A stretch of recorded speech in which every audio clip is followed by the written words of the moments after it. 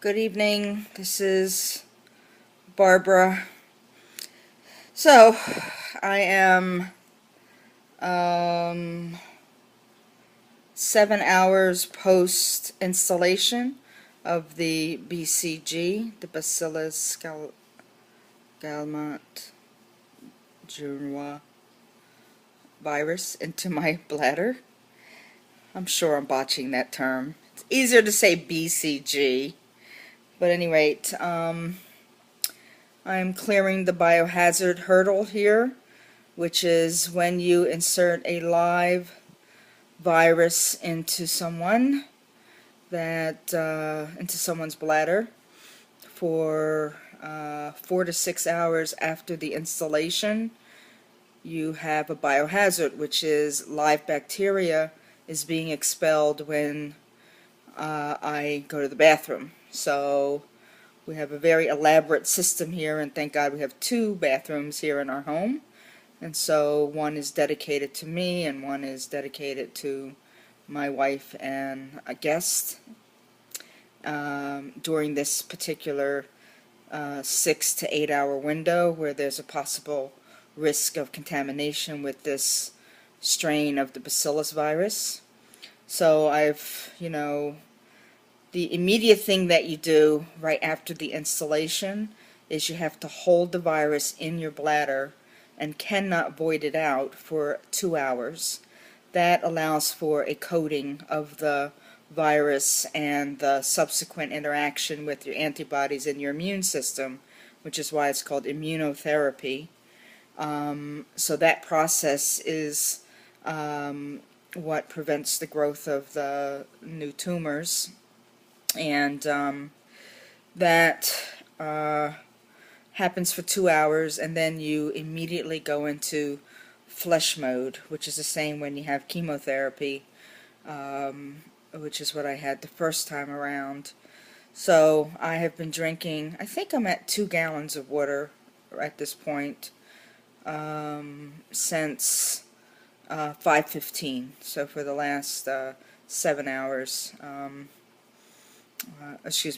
the last 5 hours, I have been doing the flush, which means drinking lots of water and then urinating, voiding it.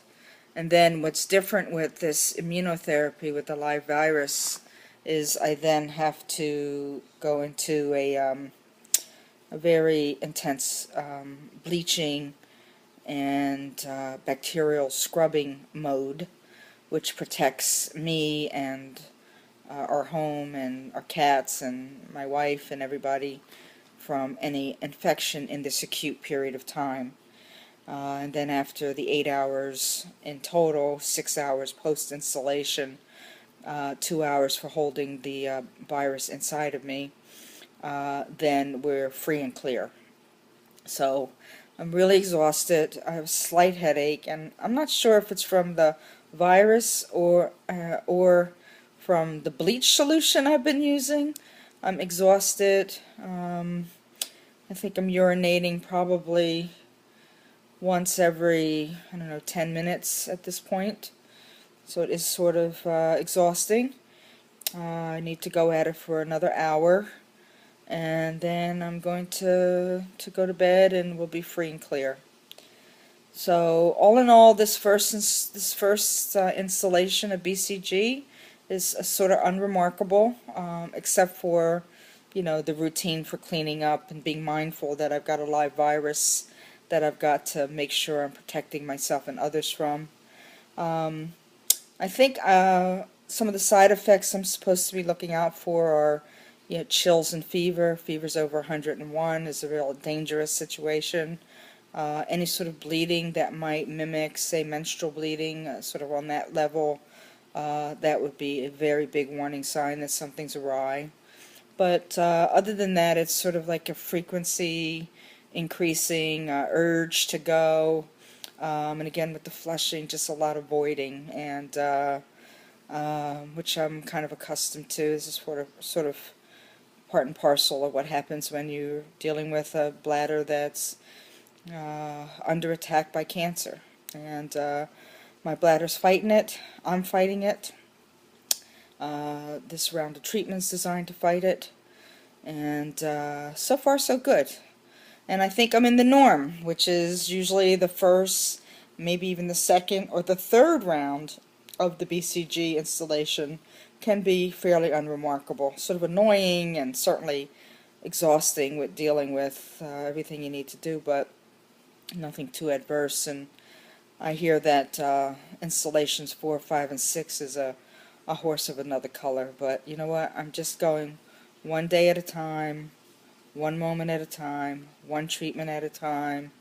And you know, my wife right now ran out to get more bleach solution at this late hour. And you know, I mean, when you're cared for, when you're loved. My mother's coming in on a Sunday morning. May have a friend visiting next week for a couple of days. You know, it's just like I'm living life. In the meantime, you live life, and you live it well.